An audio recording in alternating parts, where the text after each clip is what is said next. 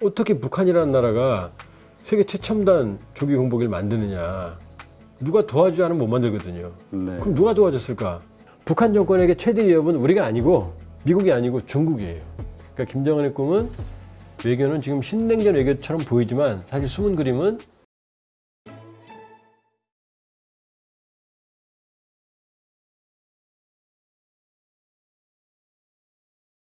네, 이번에 이제 북한이 추가로 또 3,000명 파병을 했죠, 러시아에. 김정은의 뭐 항상 공짜는 없는 거니까 노림수가 또 뭘까? 이것을 통해서 또 받는 것은 무엇일까? 뭐 여러 가지 시각들이 있던데 어떠세요? 이제 김정은이 지난해 10월 상순에 11,000명 파병, 2,000명이나 들도 있어요. 1월경에 3,000명 이상. 그러니까 한 대략 15,000명 내외를 파병을 했을 거예요. 어마어마하죠. 그 다음에 무기도 공급을 많이 해줬거든요. 네. 그러니까 어마어마하게 받을 것 같다. 우리가 월남전 때 64년부터 73년까지 파병을 했거든요. 네. 연인은 32만 명이었습니다. 동시에 주둔했던 규모가 최대 5만 명이었어요. 그러니까 비전투 부대, 비둘기부터 시작해서 맹호부대, 백마부대, 청룡부대 많은 분이 가셨고 그 중에 안타깝게도 5,000분이 전사하셨거든요. 네. 그 고엽제 후유증으로 지금도 고생하고 계신 분들 계시잖아요. 그렇다고 해서 우리가 미국한테 무슨 뭐 이 대한민국을 부흥시킬 만한 완전히 뭘 그분들의 피와 땀으로 사실 많은 경제 발전이 있었어요. F4 팬텀 1개 대대도 우리가 받았고 M1 소총을 M16으로 바꾸기도 했거든요. 그러니까 그 정도 규모를 보시면 되는 거죠. 근데 지금 북한이 그 정도 파병했으면 북한도 받긴 받겠죠. 그러나 러시아는 줄 게 많아요. 네. 첫째, 석유 넘쳐나죠. 밀가루 수출국입니다. 비료도 수출국이에요. 요 세 개만 줘도 사실은 값을 충분히 치러요. 값을 충분히 치릅니다. 지금 계산 나오는 거 보니까 북한이 군수 지원한 것이 한 30억 달러 되지 않겠냐. 근데 그거에 대해서 다 못 받았다. 이런 시각들이 뭐 언론의 보통 이 시각인 것 같아요. 예. 근데 30억 달러 받았다고 그래서 김정은 정권이 살아나느냐? 그건 그렇죠. 아니거든요. 그 30억 달러 가지고 북한 경제가 살 것이냐. 그건 아니죠. 제가 보기엔 30억 달러 이미 지불했을 가능성도 있어요. 왜냐하면 석유, 식량, 비료 이런 걸로 30억 달러 줄 수 있거든요. 충분히. 근데 이제 김정은이 원하는 건 우리가 월남전 파병 때 F4 팬텀, 그 당시 F 팬텀이 최고 비행기였거든요. 네. 그 다음에 M1 소총을 M16으로 바꿨거든요. 이제 그 정도. 그러니까 이 북한군 재래식 전력을 현대화시킬 수 있는 어떤 그런 걸 좀 필요로 하거든요. 그러니까 월남 파병으로 인해서 우리는 뭐 그분들의 희생으로 상당한 외화를 확보했고 한국군 현대화에도 상당히 기여를 했거든요. 그러나 그게 다는 아니었거든요. 네. 근데 김정은은 지금 너무나 많은 걸 요구하고 있다는 거죠.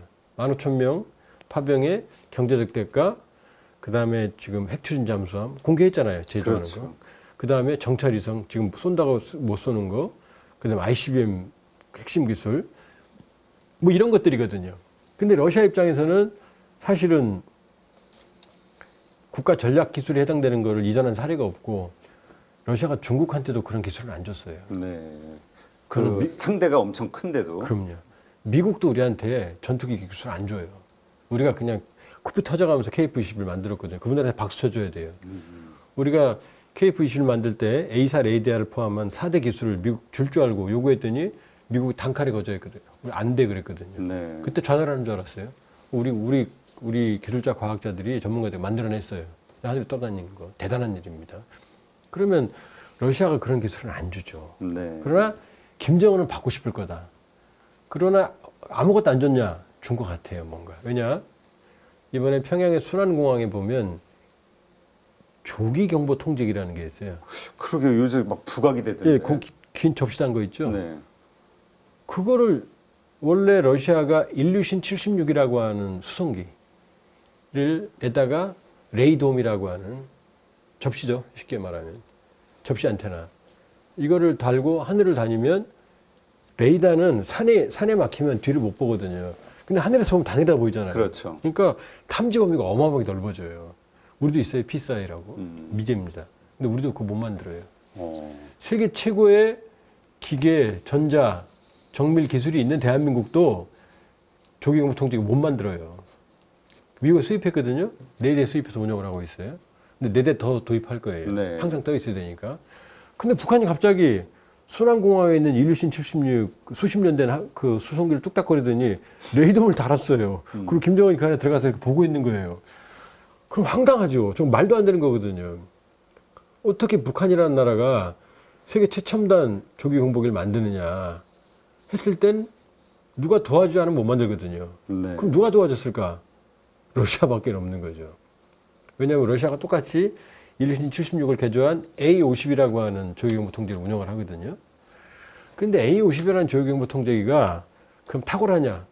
지금 우크라이나 전쟁에서 A50 공중 조기경보 통제기는 제 역할을 못해요. 근데 이번에 김정은이 들어가서 구경하는 걸 보니까 러시아제 A50하고 달라요. 그래요? 다운그레이딩인 것 같아요. 왜냐?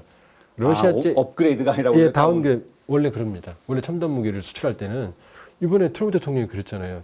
킬코드 심어놨었다고. 그러니까 뭐냐면 이 인도가 러시아 무기 많이 수입해가거든요. 인도도 A50과 유사한 러시아제 공중조기 공보 통제기를 운용을 하는데 러시아제는 정보 통제를 하는 비행기 안에 콘솔 박스가 이 세로로 돼 있거든요. 이렇게. 근데 인도 건 가로로 돼 있어요. 다운그레이드형이죠. 근데 이번에 보니까 북한 게 가로로 돼 있어요. 그러면 완전한 기술을 줬느냐? 그럼 그거 주면 북한이 그거 정보 통제하고 처리하고 하는 기술이 있느냐? 없거든요. 그리고 이제 이 3, 40년 된 구형 일루신 76 항공기를 썼는데 이게 지금 우리도 4대 있는데 4대 더 사거든요. 네. 한 대 뜨면 끝나느냐? 아니, 한 또 내려와야 될 거 아니에요. 그렇죠. 정비하고 수리하고 또 올라가야 되잖아요. 북한이 고려항공에 일루신 73대거든요. 세 중에 한 대 개조했거든요. 이거 다 개조하면 수송기 하나도 없는 거거든요. 그러니까 갑자기 만드니까 황당하죠. 그러니까 없던 방공망이 생기니까 우려서 좀 부담스럽지만 그러나 솔직히 말씀드리면은 뱁새가 황새에 쫓아가면 뭐 된다고 그러죠. 다리 찢어진다고 그러죠. 지금 그런 상황이다. 정상적인 기능을 하는지는 두고 봐야 된다라는 게 이제 우리 합참의 판단이고요. 참고로 김정은이 2023년 9월에 전술핵 공격 잠수함이라고 똑같아요. 네. 로미오급 잠수함 3, 40년 된 걸 개조해서 갑자기 SLBM 탑재하는 걸 만들어 와서 이게 전술핵 공격 잠수함이라고 막 자랑하면서 뭐 이게 자기는 이게 핵잠수함이 그랬거든요. 근데 첫날 진수하고 운행하는데 기울었어요. 그 뒤로 한 번도 운행을 못했어요, 지금까지. 그러니까 우리가 무시하면 안 되는데 그러나 넘사벽이라고 그러죠. 넘을 수 없는 기술적 벽이라는 게 있어요. 그렇죠. 김정은은 뭐 뚝딱 만들면 나 가져서 해야 하고 좋아하는데 그 유치원생들이 하는 짓이죠. 북한이 운영할 수 있는 수준이 못 됩니다. 아마 구형 기술이나 부품을 줬을 것 같고 그러나 없는 것보다 낫겠지만 그러나 저 기체의 수명도 제가 보기에는 오래 떠다니지 못할 거다. 네. 떠다녀도 결정적인 위협은 안 될 거다. 그러나 방심해서는 안 된다. 러시아가 주긴 주고 있다 뭔가를 이렇게 볼 수 있어요. 그러나 첨단 전략 기술은 현재까지 준 게 확인은 제가 보기에는 안 돼요. 하여튼 북한이 세계적으로 인정받는 게 해킹 기술이잖아요. 그래서 뭐 암호화폐도 그렇습니다만은 이 무인기 관련된 기술들도 많이 탈취해가지고 뭔가 적용하지 않았겠느냐. 그래서 북한의 이 무인기와 관련해서도 상당히 수준급이라고 평가하는 시각들도 있더라고요. 무인기는요, 후티, 예면 반군도 운영하고요. 이란도 무인기 선진국에 들어갑니다. 그러니까 무인기 기술이 첨단 기술이 아니에요. 그러니까 무인기는 이제 어지간한 기술이면 다 만들거든요. 그리고 이제 국제적인 상용 부품들을 활용을 하면 저가에 만들 수 있거든요. 그러니까 북한이 무인기를 운영한다는 건 그건 크게 이상할 일이 아니다. 그리고 이제 전장의 게임 체인저는 아니지만 네. 주요한 수단으로서 무인기가 활용이 되고 있거든요. 그렇다면 무인기는 우크라이나 전쟁, 그 이전에 이미 아르메니아, 아제르바이잔 전쟁에서 이 터키제 무인기들이 활약을 했어요. 아르메니아 군 탱크 부대가 괴멸당했거든요. 아제르바이잔한테. 그러니까 이 무인기 활용하는 이 전술은 진화하고 있다. 북한도 그걸 적용을 하고 있다. 네. 그래서 김정은이 벌써 여러 번 갔거든요. 그러니까 러시아제, 뭐 이란제 유사한 것들 많이 마련했거든요. 그러니까 그 정도의 기술은 뭐 해킹이 아니더라도 제가 보기엔 군사협력으로 충분히 확보가 가능하다. 네. 우리는 뭐 그 정도 뛰어넘을 수 있죠. 그러니까 근데 이제 무서운 건 뭐냐? 무인기도 무인기지만 그 무인기를 현대전에서 경험을 하는 게 중요하거든요. 전술 경험. 그렇죠. 그걸 북한군이 쿠르스크에서 하고 있잖아요, 지금. 음, 정말 개죽음 당해가면서 그걸 배우고 있거든요. 근데 우리는 그 경험이 없거든요. 네. 그러니까 그 점에서는 북한의 무인기 하드웨어 기술보다 북한군이 경험한 소프트웨어, 우크라이나에서 경험했던 무인기, 대무인기 전략, 전술, 이게 북한군에 적용이 되면 그건 없는 거잖아요. 그렇죠. 그건 상당히 위협이죠. 네. 그래서 그 우크라이나 그 드론 과학자 아니면은 기업들 뭐 아니면 뭐 그런 사람들 막 수입해야 되는 거 아니냐 뭐 그런 투자해야 되는 거 아니냐 이런 시각도 있더라고요. 근데 이제 우리나라가 그 드론 정도 기술은 더 탁월합니다. 아, 그래요? 왜냐하면 산업 기반의 기술이 갖춰지면 되는 거거든요. 이란이 어떻게 그러면 무인기를 그렇게 잘 만들겠어요? 이란 산업 기반이 튼튼하지 않거든요. 하긴 뭐 대한항공하고 한국우주항공에서 무인기 개발하고 있다고. 그럼 카이하고 대한항공만 충분하고요. 다만 이제 중요한 건 그걸 운용하는 소프트웨어. 그러니까 우크라이나 전쟁은 우리가 아주 중요한 정보를 획득을 해야 되거든요. 네. 그 점에서는 뭐 현재까지 모르죠, 비공개니까. 그러나 우크라이나 전쟁을 통해서 확보할 수 있는 정보들은 우리 군 당국이나 정보 당국이 최대한 확보하고 그걸 우리 방어 전략에, 안보 전략에 그 투사를 해야 됩니다. 네, 그렇군요. 자, 하여튼 이 러시아와 북한 간의 관계를 이야기하다 보면은 이제 지금 둘이 동맹이 됐으니까 그 배신당한 느낌을 가졌던 중국과의 악화된 관계 이걸 또 얘기 안 할 수 없어요. 근데 요즘 또 보니까 신압록강 대교에서 북한과 중국 쪽 양쪽에서 세관을 새롭게 확장하는 공사를 하고 있다. 뭐 이런 뉴스가 나오면서 다시 좋아지는 거 아니냐에 대한 이야기들이 나오고 있어요. 관계 개선을 하는 거 아니냐. 마침 단둥 쪽에서 소식을 들었는데요. 가장 최근에 오늘 녹화하는 날 4월 1일이죠. 네. 그동안 이제 조중 우이교라는 다리가 딱 하나 있어요. 중국과 단둥과 신의주에. 여기는 철도 하나, 도로 하나입니다. 그러니까 한쪽에서 차가 가면 저쪽은 못 와요. 아, 한쪽에 철도 가면 저쪽은 못 오거든요. 요게 있고 압록강 하류에 신압록강 대교라고 왕복 4차선에 거대한 이 자동차 전용도로가 있거든요. 근데 이 중국 쪽 자동차 전용도로 끝나는 지점이 바로 세관으로 되어 있어요. 그 차가 그 세관을 통해서도 들어가야 됩니다. 네. 세관 통해서 있고, 그러나 북한 쪽에는 아직 아무것도 그 램프 연결 도로도 없고 포장도 안 돼 있거든요. 이 상황이거든요. 여기에 이제 동향이 있을 수 있는데 제가 알기로는 그쪽에 특이 동향은 없고, 다만 조중 우이교 기존에 있던 도로를 오고 가는 화물 열차 양이 늘었어요. 네. 그 다음에 트럭의 양도 늘었어요. 그리고 단둥 쪽에서 들리는 얘기는 북중 관계가 최악이기 때문에 양측이 관계 개선을 모색하고 있다. 그리고 올해가 북한의 5개년 계획, 경제발전 5개년 계획의 마지막 해입니다. 거기다가 올해가 노동당 창건 80주년이거든요. 네. 그러니까 대규모의 경제 수요가 있어요. 그래서 단둥에서 조만간 무역 규모가 획기적으로 늘어날 거다라는 그런 분위기가 있고, 최근에 화물 물동량이 늘었고, 그 다음에 정치적으로는 양측이 이제 눈치를 봐요. 이제 슬슬 관계 개선을 해야 되겠고, 왜냐? 항상 그랬어요. 항상. 좋았다 나빴다, 최악으로 가면 다시 회복하고, 또 좋았다 나빴다 했거든요. 그러니까 최악인 상황에서 지금 관리하려는 움직임이 크게 보이고 있다. 요 정도가 이제 북중 관계 흐름입니다. 네. 그거 보면은 그러니까 기본적으로 이용하는 거잖아요, 서로.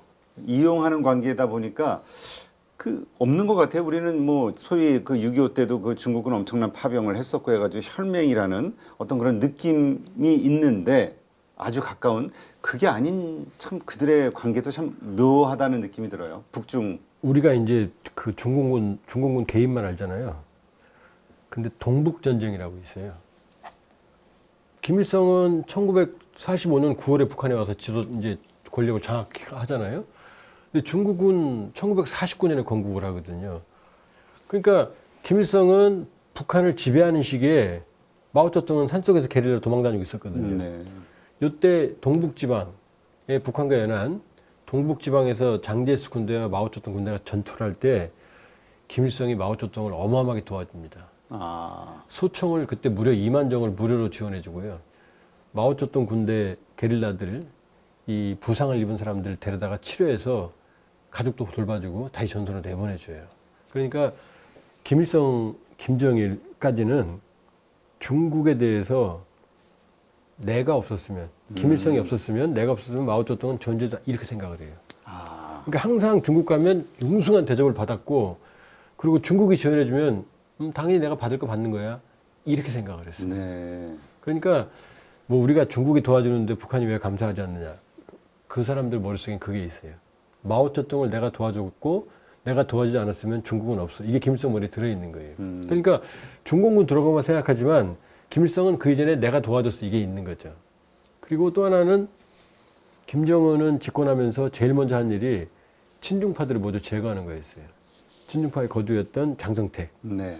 그 다음에 그 친중파 사단, 거의 사단급을 제거했거든요. 처형하고 수청하고. 그리고 마지막으로 2017년 2월에 형 김정남을 말레이시아에서 암살하잖아요. 그렇죠. 근데 그 김정남을 누가 보호하고 있었느냐? 중국이 보호하고 있었거든요. 그러니까 김정은 입장에서는 이 취약한 권력에서 항상 중국이 부담스러웠던 거죠. 그러니까 북한 정권에게 최대 위협은 우리가 아니고 미국이 아니고 중국이에요. 언제든 정권을 교체할 수가 있으니까. 그리고 중국은 언제든 북한의 위성국가를 세우거나 북한을 점령해서 동해로 나오는 게 중국의 꿈이거든요. 그러니까 북중 간에는 서로 정말로 필요로 하지만 항상 애증 관계죠. 네. 불신의 관계가 숨어 있는 거죠. 김정은이 2011년 12월 17일 아버지 죽고 중국과의 관계를 모두 단절한 다음에 국내 정치에 주력을 하거든요. 그리고 시진핑을 찾아간 건 2018년 3월이에요. 네.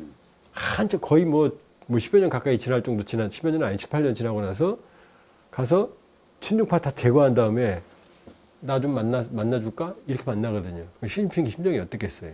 이거 버릴 수도 없고 팰 수도 없고 줄 수도 없고. 그러니까 중국의 딜레마는 뭐냐면 북한 내 지금 친중파가 없다는 거죠. 네. 친중파가 없다는 거죠. 그렇기 때문에 북중 관계는 생각보다 애증 관계다 이렇게 볼 수 있어요. 그러니까 서로 필요에 따라 그냥 이용만 서로 하는 관계. 그러니까 지금 순망치안이라고 그러잖아요. 본인들이 그래요. 입술과 잇몸 관계라고. 이와 잇몸 관계라고. 그러니까 서로를 필요하는데 서로 완전히 믿지는 않죠. 서로 믿음이 없군요. 믿음이 없어요. 자, 근데 지금 북한에서 열병식 대규모 집단 체조가 준비되고 있다 이런 얘기가 있던데 이건 어떤 큰 행사 아니면 무슨 기념일이 있을 때 이렇게 하는 거 아닌가요? 왜 이러는 거죠? 일단 이제 올해는 이 김정은으로서는 당 창건 80주년이니까 어마어마하게 중요한 시기거든요. 10월 10일입니다. 일단 그렇기 때문에 여러 가지 면에서 이 본인의 어떤 이 위세를 좀 보여줘야 되는 거고요. 그 다음에 존재감을 보여줘야 되는 거고. 근데 경제 부분은 지금 엉망이거든요. 네. 그러니까 뭐 산림집 건설, 뭐 아파트, 뭐 토목, 이건 보여주기 식이니까 원래 독재자들이 그런 거 잘하거든요. 대한건축물. 그러니까 올해 김정은 정권의 건재함을 보여주기 위해서 다양한 정치 행사를 할 가능성이 있죠. 그렇기 때문에 대형 집회나 대형 행사나 일병식 이런 게 올해 개최될 가능성이 좀 있죠. 네. 자, 그렇다면 하여튼 이러한 바탕에서 북한의 지금 외교 정책은 정확하게 어떤 겁니까? 이 가운데서 미국하고도 관계 개선을 하려고 하는 게 있고 뭐 그것이 뭐 중국을 견제하기 위해서라는 이야기도 있는데 하여튼 좀 복잡한 것 같아요. 북한도. 김정은 지금 외교는 러시아 중심으로 하는 신냉전 외교거든요. 근데 원래 이게 아니었고 2018년 19년에 싱가포르 하노이 트럼프를 만났잖아요. 네. 그러니까 김정은은 김일성이 1994년 7월 8일 날 죽거든요. 네. 그 한 달 전 6월 달에 지미 카터 전 대통령 부부를 불러다가 당시 대동강에서 유람선 타고 서로 회의를 합니다. 그리고 7월 25일 날에는 김영삼 대통령과 남북 정상회담을 하기로 돼 있었어요. 이 그림을 보면 김일성은 내가 살기 위해서는 미국과 관계 개선하고 남북 관계 개선해야 된다라고 생각하고 있었거든요. 근데 7월 8일 날 죽었거든요. 네. 새벽 2시에. 그러니까 이 그림을 보면 김일성은 남북관계와 북한관 개선을 하려고 했었어요. 그리고 김정일은 6.15 2000년 남북 정상회담을 했잖아요. 네. 2007년 14 남북 정상회담 했잖아요. 남북관계 개선. 그리고 미국과 비핵화 협상을 끊임없이 했거든요. 그러니까 김일성, 김정일을 관통하는 목표는 뭐냐? 미국과의 관계 개선을 하지 않으면 못 산다. 그리고 미국과의 관계 개선하면 남한과의 관계는 자연히 풀어질 거고 미국과는 정치적 타결, 돈은 남한이 줄 거다. 이런 계산을 하고 있거든요. 네. 그러니까 김정은도 그렇게 했잖아요. 처음에 2018년 4.27 판문점회담, 6.12 싱가포르, 그 다음에 9월 평양 정상회담 남북, 그 다음에 2019년 2월 하노이 이렇게 이어졌잖아요. 그러니까 꿈은 미국이에요. 미국과의 해결하면 해결이 된다. 근데 트럼프한테 하노이에서 일격을 당하고 좌절했잖아요. 그 이후에 채택한 게 미국과의 장기전이다. 우리말 들을 때까지 간다. 네. 그 다음에 신냉전 외교. 우리와 뜻을 같이 하는 반제, 반미 세력들과 연대하겠다. 이거거든요. 근데 이 상황에서 러우 전쟁이 터지니까 급속히 러시아와 밀착을 했고, 러시아와 밀착하니까 중국이 삐졌어요. 그러니까 북중관계 나빠졌고, 요 얘기였거든요. 그러나 김정은의 숨은 꿈은 미국이다. 어떻게 하느냐? 최선희, 외무상 최선희. 최선희가 북한 외무성에서 전통적인 미국통이거든요. 네. 다른 일 하나도 안 했어요. 미국만 했거든요. 그럼 최선희를 왜 저렇게 총회하고 올려놨을까? 그럼 미국이다. 그러니까 겉으로는 드러내지 않지만 북중, 북러 관계가 북한의 미래라고 생각 안 한다. 속셈은 미국이다. 그러나 하노이에서 실패했기 때문에 이제 쉽게 트럼프를 믿지는 않을 거다. 그러니까 큰 그림은 신냉전처럼 보이지만 그건 미국과의 관계 개선을 위한 버티기 전략이다. 네. 왜냐하면 미국과의 관계를 개선해야 세계 경제에 포섭이 되고 제재가 해제되고 그럼 남북 관계는 자연히 연동된다는 게 이미 철두철미 주적이라고 선언했지만 그럼 미국과 관계 풀리면 이것 자동으로 풀리는 거거든요. 그냥 일반 국가 관계로 가면 되는 거거든요. 네. 그러니까 김정은의 꿈은 외교는 지금 신냉전 외교처럼 보이지만 사실 숨은 그림은 트럼프와의 빅딜을 의도하고 있다. 이렇게 볼 수 있죠. 네. 근데 그렇게 관계 개선이 되고 하게 되면은 정상국가 취급을 당하게 되면 달라지는 게 있나요? 아이고, 지금 북한은 대북 제재로 인해서 유엔 안보리결이 2017년 11월 23975까지 북한 수출품의 95%가 금지되어 있어요. 네. 해외 노동력 파견도 금지되어 있습니다. 국제금융공동망 스위프트는 당연히. 그러니까 북한은 해외 송금을 못해요. 그래서 북한의 외화벌이 일꾼들이 단둥에 장사하러 올 때는 돈을 현금 가방으로 들고 옵니다. 근데 정상국가 돌아가겠어요? 그러니까 미국과의 관계 개선하면 이 모든 경제에 대한 제약이 사라지는 거죠.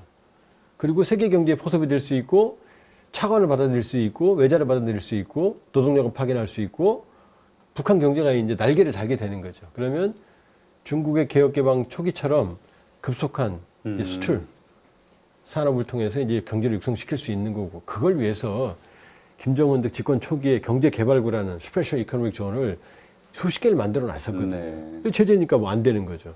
관광산업 하려고 원산 갈마에 정말 플로리다급을 만들어 놨는데 이 제재 안에도 누가 관광 갑니까? 그렇죠. 그러니까 모든 게 미국을 중심으로 하는 제재가 북한의 경제를 망가뜨리고 있는 거죠.